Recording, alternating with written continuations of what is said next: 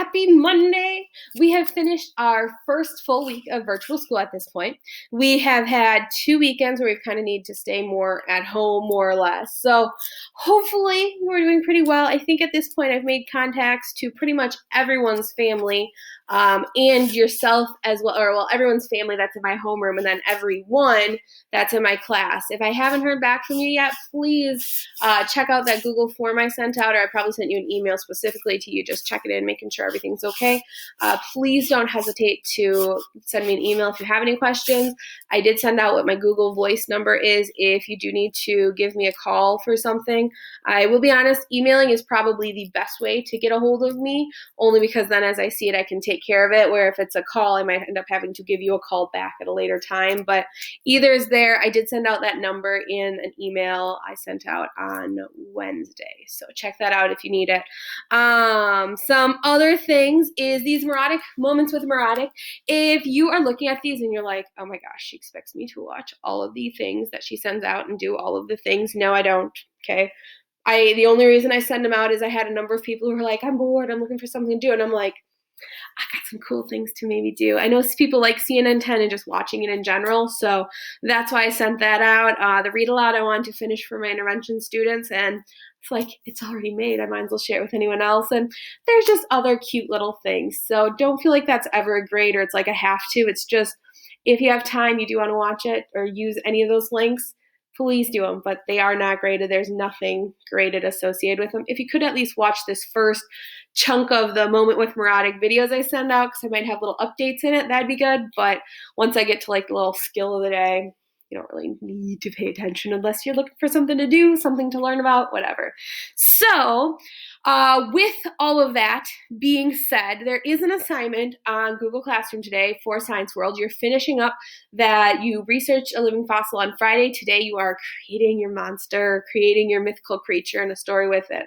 I won't go into too many details because the slides have the information and I won't make you listen to all that stuff twice. Something that I do try and include in the Maratik or Moments with Maratics is Marshmallow Madness. I try and wait to show you what the answers are until like you've had plenty of time to watch it yourself. But here is what it currently looks like. Tonight there is another battle, but it gets like sent out tomorrow morning for the actual answers. So tonight it is the Elite Eight. This is what it looks like. As you can see, I did not make great choices, but I keep on playing. My sloth bear is still in it. I'm pretty excited. If you look at my whole bracket is not doing well. It's a lot of more X's than actual correct answers. My sloth bear, though, is still in it, so I'm excited about that, but none of my other yet. Oh, I guess I have 2 that I chose for the correct Elite 8, but we're not doing so well otherwise, but that's okay. I did have some people who had raised their hand and said which ones they thought were going to be the final winners. I'm sorry to the people with the northern short-tailed shrew. That's out. The wolverine, the harbor porpoise, Indian cobra, spear-tooth shark, the face mite, the thylacine, and the Florida panther. People who said they thought that was going to be the winner, I'm sorry. They're not going to be the winners. There are 3 people with me with the sloth bear thinking the sloth bear is going to win. So here we go. Got 2 people still with the brown hyena that they think that's going to win. So you're still in it. The gorilla, there are 16 of you who said you thought the gorilla, and the gorilla is still in it. So there's a chance. I had then, and that's the last of the ones that are still in it that people signed up for. So we have some people who still might get some winning or might win the overall grand tournament at this point. But for the little skill, the little thing to do today, so it's just kind of a small thing to do, but I know I need to do it every now and then, is just go through and like lint roll or dust your lampshades if you have any in your house. At home, sometimes it works out really well if my dad has like an air compressor and he just blows them off really lightly. That works. I don't have an air compressor. Well, I guess I do from the Rockets, but it's at school. And what I usually do is I end up going and get it like a lint roller and just lint roll them off. If you're like, okay, I don't have a lint roller, I don't have an air compressor, what else? If you have, so be careful with this, ask your parents first, but like sometimes there's that like really, really soft brush that like gets up like say pet hair or something that you can add as an attachment that might work. Ask your parents first about that though, because I don't want you to harm your lampshade or your vacuum, especially because no matter what of these options you're using, you want to make sure they're clean. So I've got my lint roller, and I'm gonna be real honest.